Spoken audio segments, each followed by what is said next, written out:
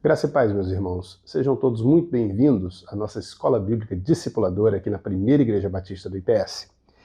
Nós, como fazemos sempre, vamos orar ao Senhor, intercedendo por este tempo em que nos colocaremos estudando a sua palavra, aprendendo mais da Sagrada e Preciosa Escritura.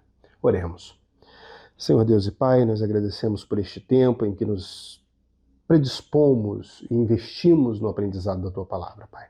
Que o Senhor possa nos ajudar, que possa nos orientar, que possamos compreender tudo aquilo que o Senhor tem para nós. Esteja conosco neste tempo, é o que pedimos e agradecemos em nome de Jesus. Amém. Meus irmãos, nós vamos continuar o estudo, né? Nossa revista está aqui, nós falamos sobre Jesus, a vida e a obra. Essa é a revista desse trimestre, né? A revista desse trimestre fala sobre a vida e a obra de Jesus.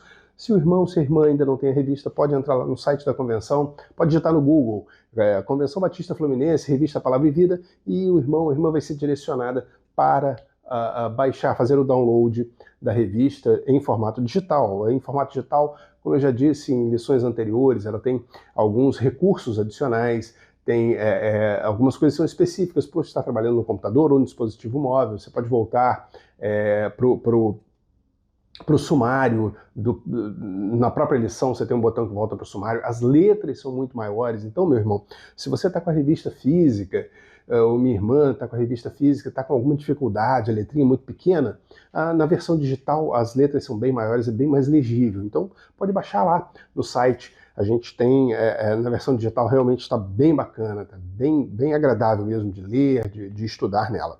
Mas o conteúdo é exatamente o mesmo, então não há diferença na versão digital e na versão física da revista. O conteúdo é o mesmo nas duas. Nós, então, hoje, a lição de número 4, nós falaremos sobre as parábolas de Jesus. Meus irmãos, é algo tremendo, né? A gente sabe que Jesus ele falou bastante por meio de parábolas. O nome da nossa lição, inclusive, são Histórias Inesquecíveis. As histórias que Jesus usou para nos ensinar, que foram efetivamente as parábolas. É interessante que a gente, quando fala em parábolas, existem 3 tipos de texto narrativo. Isso eu chamo tipo, eu não sou um especialista em língua portuguesa, então, basicamente, existem outros, mas existem 3 tipos de textos narrativos que usam uma estrutura muito similar. São as fábulas, apólogos e parábolas. Quando a gente fala sobre essas estruturas narrativas, vale a pena só fazer uma diferença aqui para a gente poder compreender bem. A fábula é aquele texto onde, no caso as 3, tem como características fundamentais o fato de serem histórias que retratam uma realidade, ou seja, tem um objetivo moral ao final. Então, o final da história tem um objetivo moral e tem personagens, é contado dentro de uma estrutura de tempo, tem início, meio e fim. Então, são características desse tipo de texto narrativo. Agora, a diferença básica entre essas 3 estruturas, a fábula, o apólogo e a parábola, é que, em geral, é claro que existem algumas, até mesmo nessa explicação, existem alguns estudiosos da língua que fazem alguma diferenciação um pouquinho, trazem alguns conceitos um pouquinho diferentes para essas 3 estruturas. Mas, basicamente, nós temos que a fábula é aquele texto onde os personagens principais são animais. Em geral, são animais. A gente tem fábulas muito famosas, onde, por exemplo, a Raposa e as Uvas, a Lebre e a Tartaruga, né? São fábulas muito famosas que a gente conhece, onde os personagens principais justamente são animais. Agora, os apólogos seguem a mesma linha, também a mesma estrutura narrativa, mas os personagens principais são objetos inanimados. A gente traz, por exemplo, existe um apólogo muito famoso do Machado de Assis, que fala sobre um diálogo entre a linha e a agulha. Então, entre a linha e a agulha, há um diálogo entre esses 2 elementos, são elementos inanimados, e o Machado de Assis, no seu brilhantismo, faz um apólogo usando esses elementos. E a gente tem as parábolas, que também têm a mesma estrutura, têm a mesma função, mas os personagens são seres humanos. Os principais personagens são seres humanos. Aí, quando a gente fala principais, não quer dizer que não possam ser personagens diferentes. Por exemplo, quando nós temos Jesus contando lá em Lucas 15, ele fala, depois a gente vai até comentar um pouquinho mais sobre essa parábola, ele fala sobre a parábola das 100 ovelhas. Aí fala assim, mas ele fala sobre as 100 ovelhas? Não, mas o personagem não são as 100 ovelhas. As 100 ovelhas estão no contexto, mas você tem o pastor, que é o responsável por essas ovelhas e sai buscando essas ovelhas. A parábola das 10 dracmas, ou dos 10 denários, ou dos 10 dinheiros, aí varia um pouco. Mas não são elementos inanimados? Não seria então um apólogo? Não, porque o foco não está no dinheiro, não está na dracma, mas está na mulher que procura essas dracmas diligentemente até encontrar. Então, os personagens principais são pessoas, e Jesus usa esse modelo narrativo de forma muito profunda. Ele usa bastante. Né? A gente vê que virou meio que uma marca registrada de Jesus, as parábolas.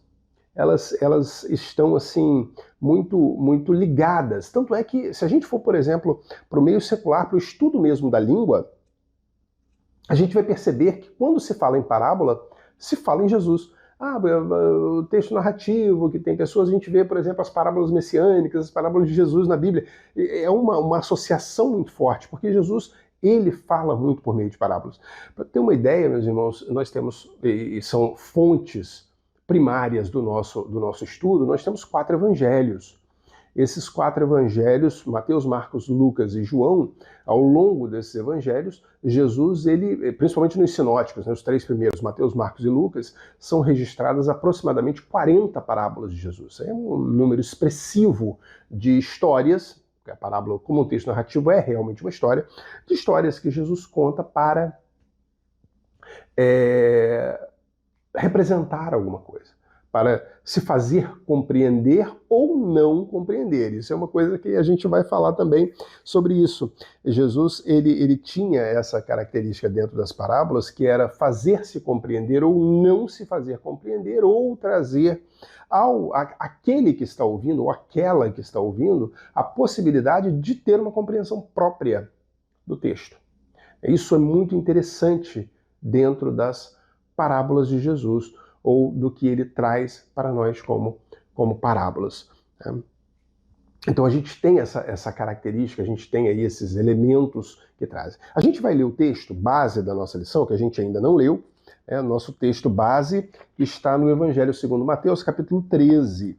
Então, Mateus, capítulo 13, nós leremos o texto base da nossa lição, para a gente poder, e esse texto inclusive vai nos trazer essa luz com relação ao entendimento e não entendimento da parábola. Então Mateus capítulo 13, nós leremos dos versos 10 a 17, para compreender bem o porquê de Jesus usar parábolas e tal. Mateus capítulo 13, versos de 10 a 17. E nos diz assim a palavra do Senhor. Então, mais uma vez, Mateus 13, 10 a 17. A palavra do Senhor nos diz o seguinte. Os discípulos aproximaram-se dele e perguntaram: por que falas ao povo por parábolas? Ele respondeu: a vocês foi dado o conhecimento dos mistérios do reino dos céus, mas a eles não. A quem tem será dado, e este terá em grande quantidade. De quem não tem, até o que tem lhe será tirado. Por essa razão eu lhes falo por parábolas, porque vendo eles não veem e ouvindo não ouvem nem entendem. Neles se cumpre a profecia de Isaías. Ainda que estejam sempre ouvindo, vocês nunca entenderão. Ainda que estejam sempre vendo, jamais perceberão, pois o coração deste povo se tornou insensível de má vontade. Ouviram com seus ouvidos e fecharam os seus olhos. Se assim não fosse, poderiam ver com os olhos, ouvir com os ouvidos e entender com o coração e converter-se, e eu os curaria. Mas felizes são os olhos de vocês, porque veem, e os ouvidos de vocês, porque ouvem. Pois eu lhes digo a verdade, muitos profetas e justos desejaram ver o que vocês estão vendo, mas não viram, e ouvir o que vocês estão ouvindo, mas não ouviram. Então a gente vê nesse relato de Mateus, a gente consegue perceber que Jesus traz ele explica, é perguntado a ele, começa no verso 10, os discípulos começam perguntando: mestre, por que o senhor fala tanto por parábola? Né? Ele tinha acabado de contar uma parábola que a gente vai citar, inclusive, na nossa lição, que é a parábola do semeador. Ele tinha acabado de contar essa parábola. E os discípulos então perguntaram: mestre, por que o senhor ensina tanto por meio de parábolas? Por que isso? E aí ele vem explicando, ele diz assim, olha, a ideia é que o que ele quer nos mostrar é justamente essa questão. Vai entender quem eu quero que entenda. É como se ele dissesse isso. Pouquíssimas, raríssimas foram as parábolas onde Jesus chegou e explicou ponto a ponto. Olha, isso aqui é por isso, aquilo é... ele vai explicando ponto a ponto. É raro isso. Em geral, Jesus colocava a parábola para as pessoas, fazia o levantamento das parábolas, trazia aquilo, e a pessoa tirava a sua própria conclusão, ela conseguia extrair dali alguma coisa. Então, era assim que acontecia, geralmente. A gente não tinha uma explicação. Nessas parábolas que nós vamos ver hoje, as duas em particular que estão na nossa lição, que é a parábola do semeador e a do joio e do trigo, Jesus explica, mas isso não é o comum. Então, quando Jesus não explica, ou dá uma explicação superficial, e diz isso que ele disse aqui em Mateus, ele está falando o seguinte, olha, eu falo por meio de parábolas justamente para que apenas os meus discípulos entendam. Quem não tem que entender, não vai entender. E a gente consegue concluir ou perceber o que é a partir daí? Que Jesus, ele coloca a parábola ou as parábolas dentro do conjunto de ensinamentos dele. Então Jesus tem um conjunto de ensinamentos, um conjunto de lições, um conjunto de ideias, um conjunto de princípios. Nós vimos em lições anteriores, Jesus ele trabalhava todo o seu ministério por meio do ensino, por meio das palavras. Então, Jesus usava dessa forma. Então, ele partia desse princípio e, através das parábolas, ele ia esclarecendo as coisas. Mas você tinha que encaixar essa parábola dentro de todo o conjunto de ensinamentos de Jesus. Então, apenas aqueles a quem ele queria que fosse, aqueles a quem ele queria que compreendessem, compreendiam, porque compreendiam dentro do contexto. Não compreendiam de forma isolada. Tentar compreender as parábolas de Jesus de forma isolada pode levar a erro. A gente vê de forma clara. A gente vê, por exemplo, a gente lendo Lucas 15. O que acontece em Lucas 15? Lucas 15, Jesus conta essas parábolas duas, até que a gente já comentou. Mas começa como? Jesus está recebendo, está falando com os publicanos, com os pecadores, e os fariseus então olham para Jesus e dizem assim, ele senta com pecadores, ele senta com os publicanos, né, para comer com eles, isso é errado, e começam fazendo esse julgamento. Lá no início do capítulo 15 do Evangelho segundo Lucas, os fariseus, eles começam fazendo esse questionamento para Jesus. Então Jesus vai e fala assim, peraí, eu vou contar umas histórias para vocês entenderem o real motivo disso. E aí ele conta a parábola das 100 ovelhas, ele conta a parábola das 10 dracmas ou dos 10 denários, e ele conta a parábola dos 2 filhos. Então ele vai até reduzindo, né? 100 ovelhas, 10 denários, 2 filhos. Então a primeira, ele fala sobre as 100 ovelhas, e qual é o pastor, né, que não deixa as outras 99 no aprisco, que sai em busca daquela que está perdida, e quando ele encontra, faz festa, aquela coisa toda. Do mesmo jeito, a dracma perdida, a mulher vasculha diligentemente a casa, porque perdeu uma dracma, eram 10, ela perdeu uma. Mas ela vai diligentemente procurando, cômodo por cômodo, tira, varre, até que acha, e ela faz uma festa quando acha. E aí, mas ele está dizendo, olha, por que eu tô? Porque essas são aqueles que vocês chamam de pecadores, aqueles que vocês chamam de publicanos, eu chamo de ovelhas perdidas, eu chamo de dracma perdida, e eu digo que vai ter festa no céu quando eu vou quando a minha palavra é apresentada a um deles, e eles ouvem, obedecem e se convertem. Mas aí Jesus termina contando a parábola que é conhecida popularmente como a parábola do filho pródigo, né? O filho gastador, que a gente conhece bem. Então, e na parábola do filho pródigo, ele traz uma lição mais direta para esses homens que estavam fazendo esse levantamento, que seria, ele mostra o filho que se perde, mas ele também mostra um filho que não se perdeu, mas é um filho que tem um coração duro, e meio que os fariseus conseguem se identificar nessa situação aí. Mas ele termina de contar essas parábolas em Mateus 15, mas ele vira em 16 e vira para os discípulos e começa contando umas outras parábolas para os discípulos. E ele fala sobre, por exemplo, ele começa no início de Mateus 16, diz que ele vira para os seus discípulos e começa falando, e ele então conta a parábola que é a parábola do administrador infiel, ou do mordomo infiel, que, sem dúvida nenhuma, é uma das mais difíceis, ou talvez a mais difícil parábola de Jesus para uma interpretação, principalmente nos dias de hoje. Mas Jesus traz, então, ele mostra para os discípulos a parábola do mordomo infiel, depois ele fala sobre riqueza, ele vem falando sobre essa questão das riquezas, e entra falando que você não pode servir a dois senhores, porque se você serve um desagrada o outro, que aí já não é tanto uma parábola propriamente dita, mas ele vem trazendo uma lição. E quando ele termina de dizer, o texto de Lucas, no capítulo 16, diz: os fariseus, que gostavam muito de dinheiro, ouviram essas palavras dele e começaram a zombar.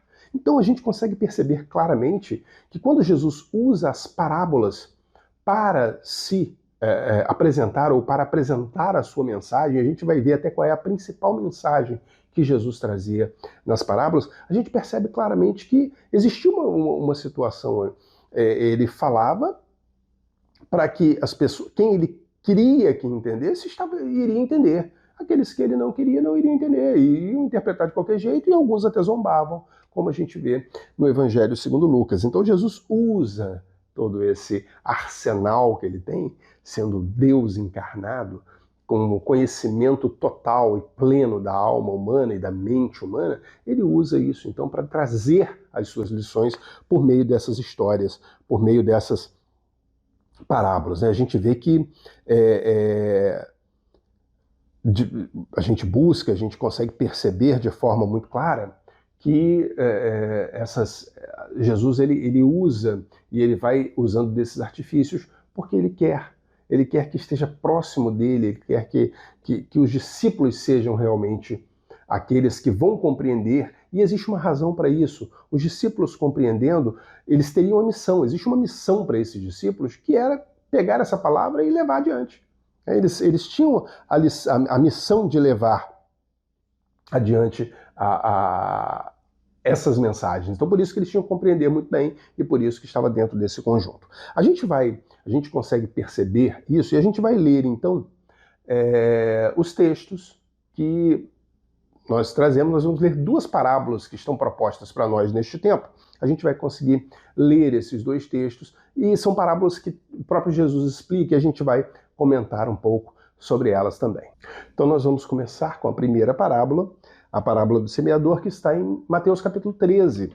Nós vamos ler a parábola do semeador, Mateus capítulo 13, dos versos 1 a 23.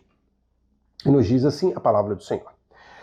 Naquele mesmo dia, nós vamos começar a partir do 13, a gente vai começar do verso 1 do capítulo 13. Naquele mesmo dia, Jesus saiu de casa e assentou-se à beira-mar. Reuniu-se ao seu redor uma multidão tão grande que, por isso, ele entrou num barco e assentou-se. Ao povo reunido na praia, Jesus falou muitas coisas por parábolas, dizendo... E aí começa a parábola do semeador. O semeador saiu a semear. Enquanto lançava a semente, parte dela caiu à beira do caminho e as aves vieram e comeram. Parte dela caiu em terreno pedregoso, onde não havia muita terra, e logo brotou, porque a terra não era profunda. Mas quando saiu o sol, as plantas se queimaram e secaram, porque não tinham raiz. Outra parte caiu entre espinhos, que cresceram e sufocaram as plantas. Outra ainda caiu em boa terra, deu boa colheita, a 100, 60 e 30 por 1. Aquele que tem ouvidos para ouvir, ouça. Então Jesus aqui conta a parábola do semeador. A partir do verso 10 é o texto que a gente já leu, onde é uma pergunta, por que ele fala tanto por meio de parábolas e tal. Isso vai do 10 até o 17. Há essa discussão que nós já lemos, e vamos ler então a partir do verso 18, onde acontece a explicação da parábola. Então, a partir do verso 18 de Mateus, Jesus retoma o discurso falando o seguinte: portanto, ouçam o que significa a parábola do semeador. Quando alguém ouve a mensagem do reino e não a entende, o maligno vem e lhe arranca o que foi semeado em seu coração. Este é o que foi semeado à beira do caminho. Quanto ao que foi semeado em terreno pedregoso, este é aquele que ouve a palavra e logo a recebe com alegria. Todavia, visto que não tem raiz em si mesmo, permanece pouco tempo. Quando surge alguma tribulação ou perseguição por causa da palavra, logo a abandona. Quanto ao que foi semeado entre os espinhos, este é aquele que ouve a palavra, mas a preocupação desta vida e o engano das riquezas a sufocam, tornando-a infrutífera. E, finalmente, o que foi semeado em boa terra, este é aquele que ouve a palavra e a entende, e dá uma colheita de 100, 60 e 30 por 1.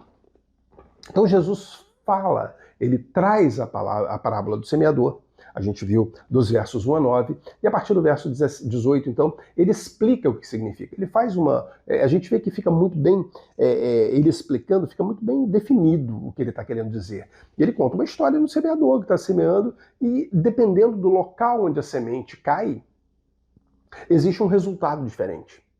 E ele vem analisando isso de acordo com o que acontece quando se semeia a palavra dele. Quando semeia a palavra dele, o coração que recebe, a reação da pessoa, quando chega nesse coração, essa reação varia. E essa reação variando, existe um relacionamento diferente com o reino a partir daí.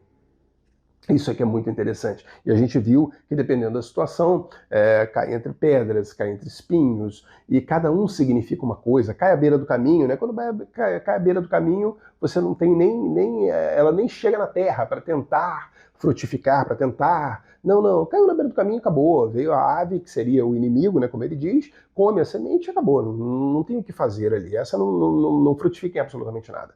Agora ele traz também a questão daquela que cai em terreno pedregoso, né? Ela frutifica, ela cresce, mas não tem raiz, então vem os problemas da vida, ou entre espinhos, as amarguras. E é interessante que quando ele fala que cai entre espinhos, ele diz que podem ser as amarguras da vida, mas ele também diz que o engano das riquezas, né? A preocupação da vida e o engano das riquezas. É interessantíssimo ele falar isso, porque nós estamos lendo Mateus 13, se a gente voltar ao que a gente estudou na semana passada, no Sermão do Monte, a gente vê que tem um trecho do sermão onde Jesus fala sobre as riquezas e tem um trecho do sermão que Jesus fala sobre as preocupações da vida. Ele fala sobre as riquezas, olha, cuidado, cuidado com o que você está fazendo, se você está dedicando muito tempo à riqueza, cuidado com isso, porque você não pode servir a dois senhores, onde estiver o seu tesouro ali estará o seu coração, então cuidado com isso. Mas ele também diz assim, olha, você toma cuidado com a preocupação da vida, não se preocupe com o que você vai comer, com o que você vai vestir. Então ele fala sobre isso, e aqui ele traz justamente aquela que nasce, a semente que caiu no espinho, é justamente aquela que, quando vem essas situações, ela logo saiu fora, né? Não continua, não permanece, ela se torna infrutífera. Olha que coisa tremenda. É interessante que o que não tem raiz, se a gente olhar, diz que abandona. Olha que coisa interessante. Aquela que tem raiz, quando vem as aflições da vida, abandona, né, sai fora da mensagem que recebeu. Mas quando você lê aqui cair entre espinhos, não diz que não, que abandona, diz que não frutifica. Seria mais ou menos o seguinte, aquela pessoa que recebeu a palavra, mas ela está tão preocupada com as suas coisas pessoais que ela não procura frutificar, que é uma função, e isso é fundamental para a vida do cristão. Nós, inclusive, estudamos isso quando estudamos a carta de Pedro, sobre frutificar, sobre dar frutos no Senhor. Falamos muito sobre isso. Paulo fala sobre o fruto do Espírito, é fundamental que o cristão frutifique. E aqui é justamente isso. Quando vem a preocupação da vida e quando vem aquela coisa da riqueza, né, de você colocar a sua esperança na riqueza, que seria o engano da riqueza que ele diz aqui, isso torna infrutífera a vida da pessoa. Mas a gente vê que existe aquela semente que cai na terra boa e frutifica e dá fruto, e isso é muito positivo. Então a gente vê que Jesus, ele mostra a parábola do semeador e ele explica a parábola do semeador de uma forma bem clara. Todos podem, mas é interessante que não são todos. Nós temos que perceber que quando a gente chega no verso 10, os discípulos aproximaram-se dele. Então é como se, mais ou menos, a gente compreende da seguinte forma. Jesus, ele fala, ele faz o discurso para a multidão. Mas depois os discípulos chegam perto dele e perguntam, mestre, por que o senhor ensina por parábola? Aí ele dá a resposta, e aí para esses discípulos ele explica a parábola. Então a gente consegue perceber que o desenrolar é desse jeito. Mas a gente tem uma outra parábola ainda nesse capítulo 13 de Mateus, que está a partir do verso 24, que a gente terminou no verso 23, é a parábola seguinte que Jesus conta, que é a parábola do joio e do trigo. É uma parábola também muito conhecida. E diz assim a palavra do Senhor, a partir do verso 23. A gente vai ler do 24, né? 23, nós terminamos a partir do 24 até o 30, onde Jesus conta a parábola. Depois ele conta uma outra parábola, que é a parábola do grão de mostarda e do fermento. E a partir do verso 36 ele explica então a parábola do joio. A gente vai ler a primeira parábola, que está a partir do verso 24. E diz assim, Mateus 13, 24, Mateus narra Jesus dizendo o seguinte: Jesus lhes contou outra parábola dizendo: o reino dos céus é como um homem que semeou boa semente em seu campo. Mas enquanto todos dormiam, veio seu inimigo e semeou o joio no meio do trigo e se foi. Quando o trigo brotou e formou espigas, o joio também apareceu. Os servos do dono do campo dirigiram-se a ele e disseram: o senhor não semeou boa semente em seu campo? Então de onde veio o joio? Um amigo fez isso. Um inimigo fez isso, respondeu ele. Os servos lhe perguntaram: o senhor quer que os tiremos? Ele respondeu: não, porque ao tirar o joio, vocês poderão arrancar junto com ele o trigo. Deixem que cresçam juntos até a colheita. Então direi aos encarregados da colheita: juntem primeiro o joio, amarrem-no em feixes para ser queimado, depois juntem o trigo e guardem-no no meu celeiro. Então essa é a parábola do joio e do trigo. Jesus então explica essa parábola a partir do verso 36. Olha o que Jesus diz a partir do verso 36. Então, ele deixou a multidão e foi para casa. Ele estava contando as parábolas, ele contou a primeira parábola, que foi a do semeador, os discípulos chegaram para perto, ele explicou, depois ele continuou contando parábolas, e aí nesse momento aqui está dizendo que ele deixou as multidões e foi para casa. E aí continua. Seus discípulos aproximaram-se dele e pediram: explica-nos a parábola do joio no campo. E ele respondeu: aquele que semeou a boa semente é o filho do homem. Quem é o filho do homem? Ah, seu irmão ou irmã esqueceu quem é o filho do homem? Bom, a gente sabe que é Jesus, né? Mas para ter uma ideia maior de quem é o filho do homem, lição número 1 desse mesmo trimestre, onde nós falamos sobre os 3 principais títulos de Jesus nos evangelhos: filho do homem, filho de Deus e filho de Davi. Volta lá se o irmão ou a irmã esqueceu. Mas, continuando, ele respondeu: aquele que semeou a boa semente é o filho do homem. O campo é o mundo, e a boa semente são os filhos do reino. Os joios são os filhos do maligno, e o inimigo que os semeia é o diabo. A colheita é o fim desta era, e os encarregados da colheita são os anjos. Assim como o joio é colhido e queimado no fogo, assim também acontecerá no fim desta era. O Filho do Homem enviará os seus anjos, e eles tirarão do seu reino tudo que faz tropeçar e todos os que praticam o mal. Eles os lançarão na fornalha ardente, onde haverá choro e ranger de dentes. Então os justos brilharão como o sol no reino de seu Pai. Aquele que tem ouvidos, ouça. Então Jesus conta uma segunda parábola. Nós estamos estudando, né? A segunda que ele conta que não, ele contou outras no meio. Mas Jesus conta uma outra parábola, onde ele também faz uma analogia entre o reino dos céus. E a gente vê uma coisa bem clara: as duas parábolas, elas são parábolas que têm uma conotação agrícola, né?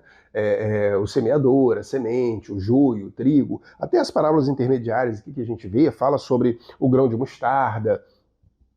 Por que isso? A gente vê que muitas parábolas têm esse viés agrícola, um viés do campo.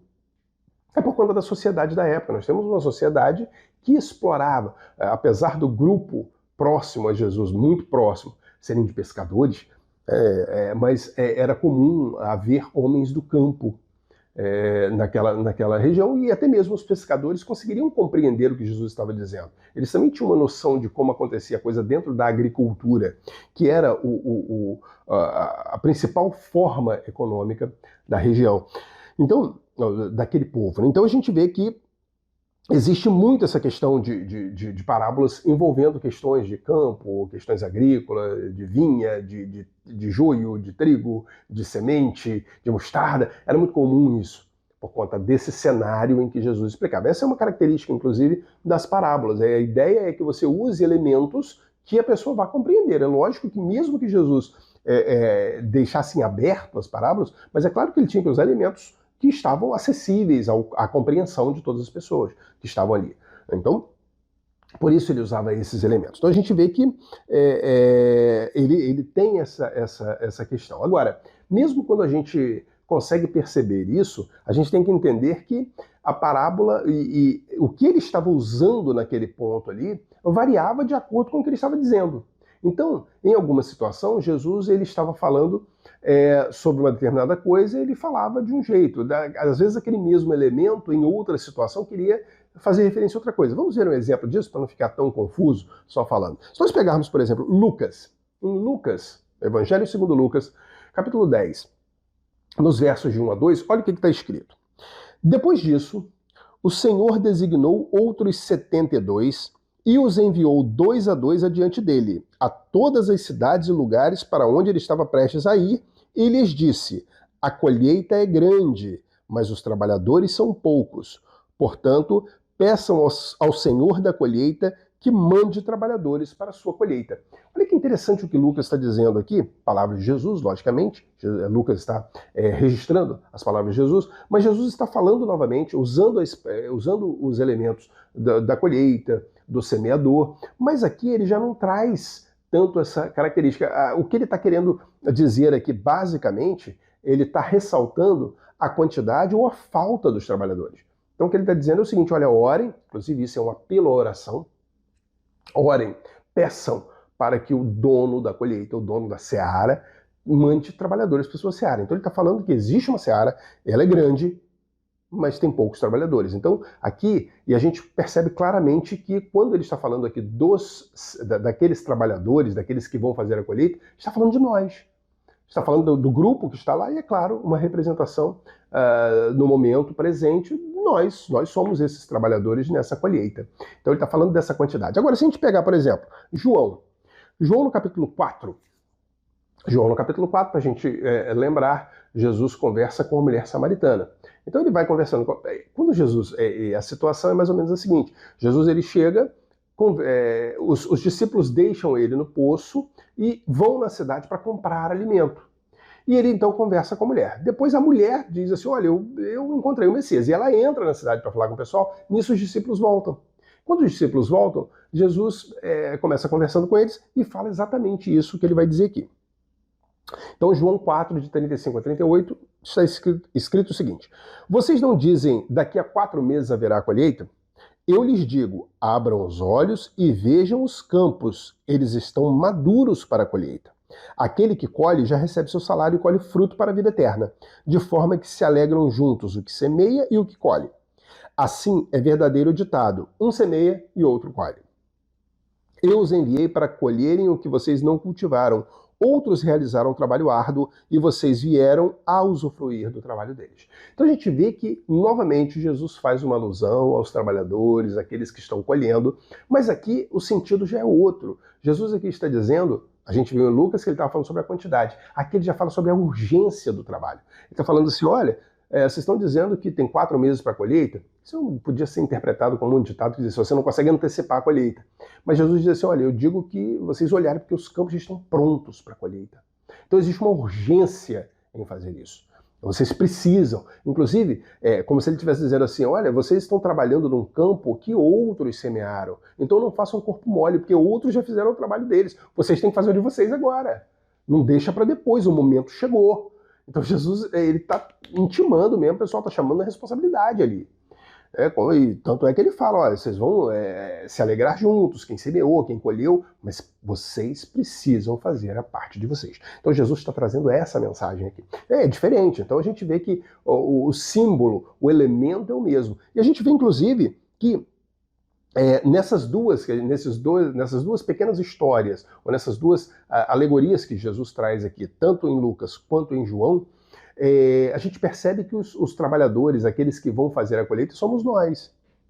Agora, quando a gente vai ler, por exemplo, a parábola do joio, quem faz a colheita são os anjos, porque existe uma mensagem diferente ali. A gente vê, por exemplo, que tanto em Lucas quanto em João, a colheita seria você levar a semente, foi distribuída, foi plantada, e ali você vai fazer um processo de ir até aquela pessoa, continuar lançando, continuar e resgatando isso aí, resgatando essa pessoa.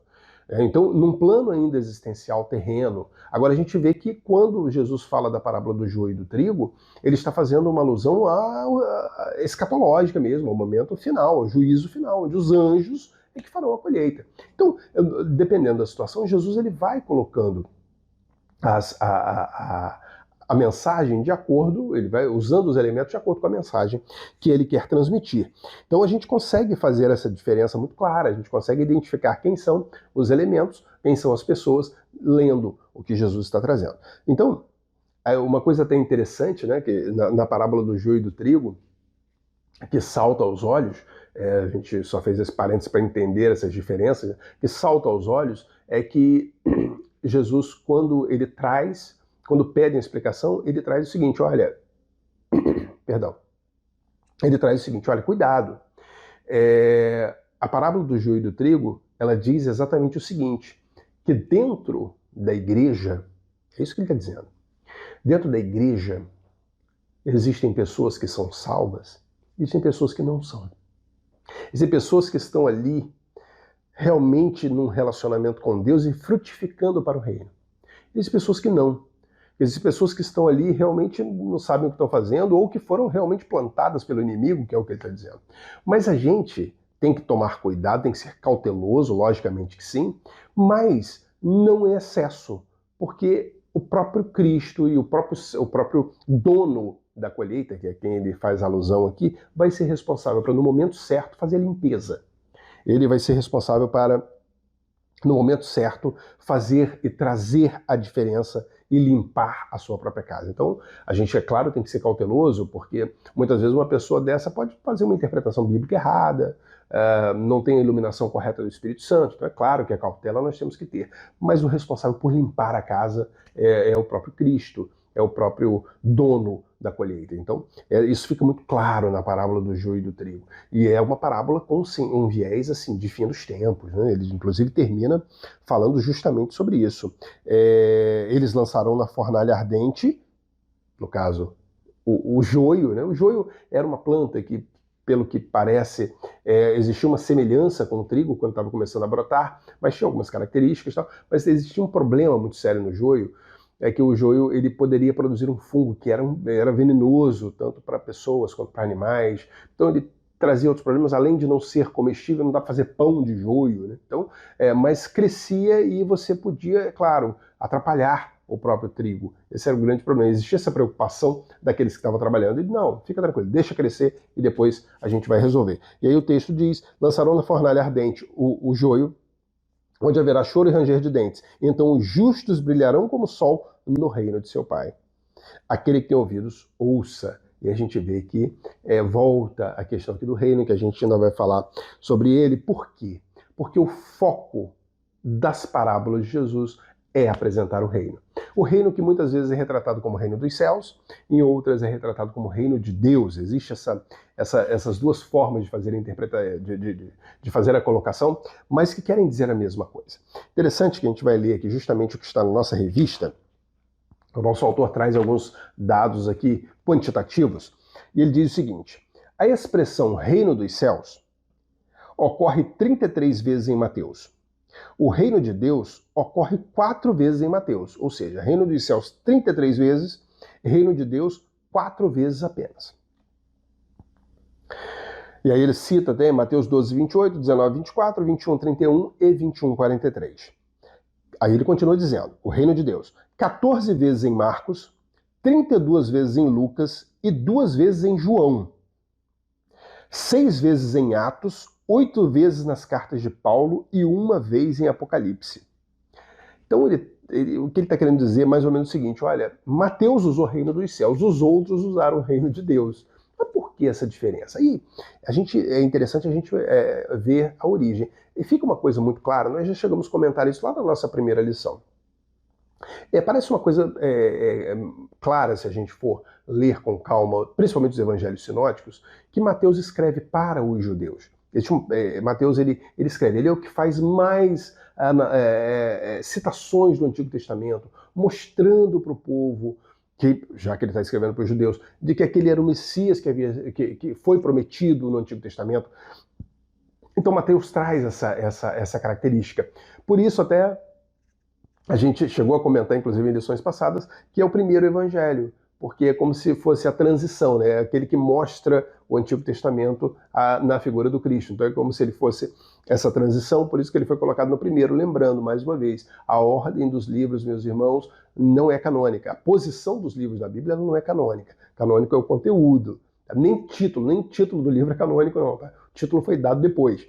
Mas o conteúdo é que é canônico, o conteúdo é que é inspirado por Deus. Ok, então, voltando aqui, Mateus, então, ele usa, como ele está escrevendo para os judeus, ele tem essa preocupação, ele tem esse cuidado de não fazer referências diretas a Deus. Por quê? Porque existia uma preocupação do judeu. O judeu não costumava falar muito Deus, porque ele tinha medo de cair no mandamento. Ele sempre usava algum subterfúgio para fazer uma referência a Deus, porque tinha medo de cair no mandamento, não tomarás o nome do Senhor teu Deus em vão. Então ele tinha isso era uma característica. E Mateus toma cuidado com isso. Ele toma muito cuidado, ele tem muito zelo nisso aí. Tanto é que, como o autor diz, foram 33 vezes reino dos céus e apenas 4 em reino de Deus. Mas reino dos céus e reino de Deus é a mesma coisa.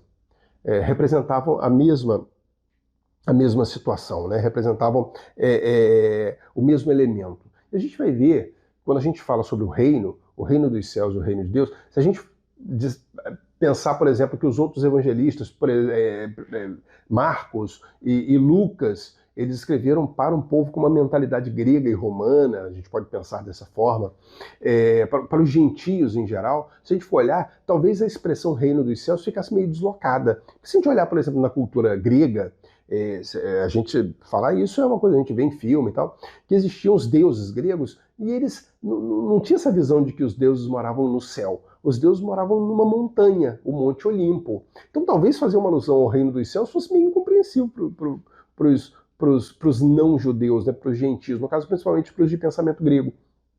Falar então o reino de Deus era uma coisa mais que eles conseguiam compreender melhor. Então talvez essa diferença, por que os outros evangelistas usam tanto reino de Deus e apenas Mateus, reino dos céus. Mas é interessante que quando Jesus ele então vem trazer essa mensagem, ele vem trazer essa como que a gente pode dizer, vem trazer toda essa realidade desse reino, a gente vai compreender que esse reino ele tem elementos que Jesus vem discorrendo sobre eles ao longo dos evangelhos. Por exemplo, esse reino tem um rei. E quem é o rei desse reino? É o próprio Jesus, a gente vê lá. Na lição 1, inclusive, a gente viu bastante sobre isso, mas a gente vê Jesus respondendo a Pilatos, você é rei dos judeus? E Jesus respondendo, olha, eu sou o rei dos judeus, mas o meu reino não é deste mundo. Se o meu reino fosse deste mundo, os meus ministros, os meus súditos não me deixariam ser entregue a você.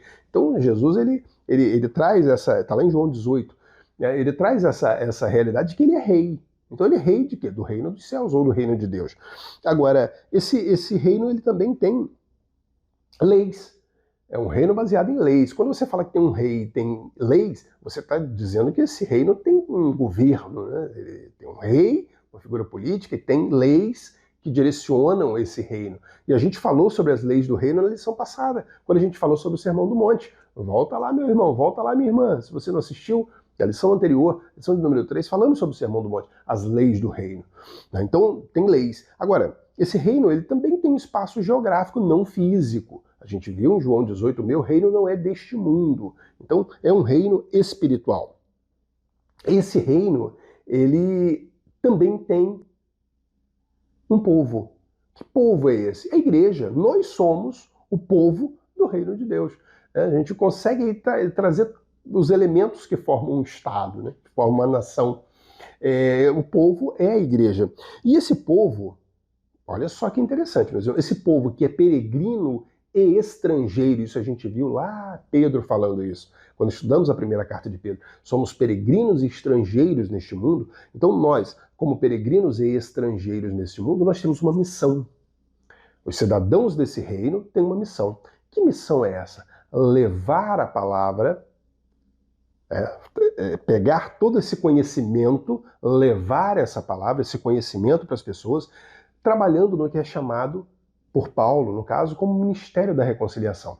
Então nós somos peregrinos, estrangeiros, porque somos cidadãos do reino dos céus, mas ao mesmo tempo somos embaixadores, somos representantes desse reino. Se a gente pegar 2 Coríntios 5:20, está escrito: de sorte que somos embaixadores da parte de Cristo, como se Deus por nós rogasse. Rogamo-vos, pois, da parte de Cristo, que vos reconcilieis com Deus. Então, é colocado para nós, enquanto estrangeiros neste mundo, a missão de sermos embaixadores do reino, de levarmos a mensagem do reino e trabalharmos no ministério da reconciliação. É isso que o texto de 2 Coríntios 5:20 diz, de sorte que somos embaixadores da parte de Cristo, como se Deus, através de nós, é através de nós que Deus rogasse ao mundo. E o que ele roga ao mundo? Que vocês, através de nós, ou seja, nós fazemos esse rogo, é nós que pedimos que vocês se reconciliem com Deus. Então, esse reino existe, esse reino é um reino real, tem um rei, tem leis, é um reino que não é deste mundo, tem um povo, esse povo tem uma missão. E o interessante é que essas parábolas de Jesus, que são parábolas, elas falam, todas elas sobre o reino, vêm justamente apresentar esse reino para a gente. Vem trazer como é o funcionamento desse reino. Vem explicar como esse reino funciona. Então, as parábolas de Jesus mostram para nós que a coisa não está solta. Existe um reino, e aí ele fala como é que funciona, como é que se dá, como é que funciona os súditos desse reino, que esse reino tem súditos. E existe um outro reino, tem outros súditos, como a gente viu na parábola do joio e do trigo. Então, Jesus vai explicando o funcionamento desse reino ao longo das parábolas. E o que é mais interessante, meus irmãos, é que o próprio Deus encarnado, Jesus, que nós sabemos que é o próprio Deus, que deixou a sua glória, a sua majestade, abriu mão disso para vir aqui, ele investe um tempo grande do seu ministério mostrando como é o reino deles. Isso é o amor.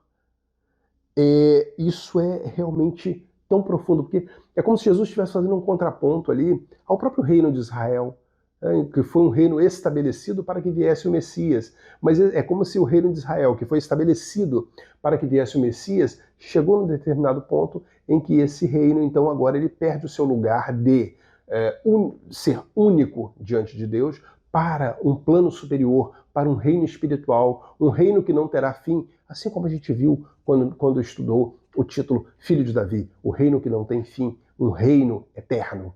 Então há uma substituição de Israel pelo reino de Deus, o reino que não terá fim. Jesus vem explicar como é que é isso, como é que funciona. Então, existia lei em Israel, nesse reino também tem, mas a lei é diferente, não é a mesma, mas a lei do reino é explicada por Jesus da forma como ele sempre quis. Ele vem traduzir, ele fala assim, olha, foi dito aos antigos, não matarás, foi dito, mas se você se irar contra o seu irmão, você já errou. Então, ele vem esmiuçando, mostrando efetivamente como é esse reino, e tão profundo, meus irmãos, o próprio Deus encarnado fazer isso. A gente ter o privilégio de ter o próprio Deus nos ensinando como é o reino dele. Ele traz, através das parábolas, o funcionamento do reino, mas apenas para aqueles que ele quer que saibam como o reino funciona, os verdadeiros súditos desse reino. Então, isso é grandioso, meus irmãos. O amor de Deus é completo em tudo. Nós vamos encerrar lendo aqui para pensar e agir, para a gente compreender o que o autor trouxe para nós nesse finalzinho da lição.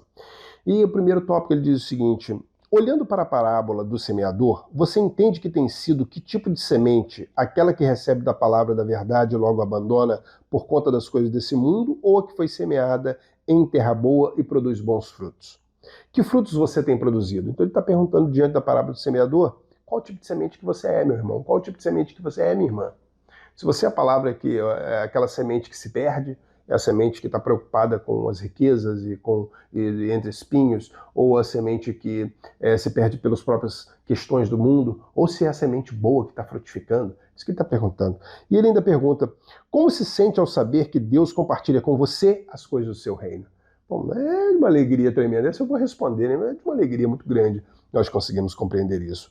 Deus te chamou não para viver para sempre neste mundo, mas para ter uma vida eterna ao lado dele. Então, não perca o alvo, alegre-se em Cristo, pois ele é o caminho, a verdade e a vida, como está escrito em João 14, verso 6. Nós vamos orar, agradecendo este tempo, agradecendo esse momento em que nós tiramos e estudamos a palavra do Senhor, que nós possamos nos deleitar cada vez mais e compreender cada vez mais como funciona o reino de Deus através das parábolas que Jesus contou para nós. Oremos, meus irmãos.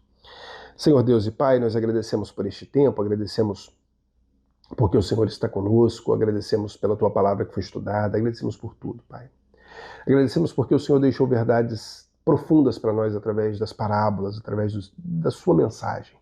Que nós possamos compreender, como cidadãos desse reino, como esse reino funciona e que possamos frutificar e fazer crescer ainda mais esse reino. Esteja conosco em todo tempo, que o Senhor possa nos ajudar, recebe o nosso culto, recebe a nossa adoração em todo tempo. Em nome de Jesus. Amém, amém. Semana que vem, meus irmãos, na nossa próxima lição, nós estudaremos a lição número 5, Vede que vos tenho predito. Nós vamos falar sobre o sermão escatológico de Jesus e o texto em particular, Mateus 24 e 25. Dá uma lida, meu irmão, dá uma lida, minha irmã. Já pega as nuances, vai fazendo conexões. Isso é muito importante para a gente compreender o que Jesus traz de mensagem para nós. Então, semana que vem, na nossa próxima lição, Vede que vos tenho predito, lição de número 5. Espero você. Conto com você. Um grande abraço e até lá.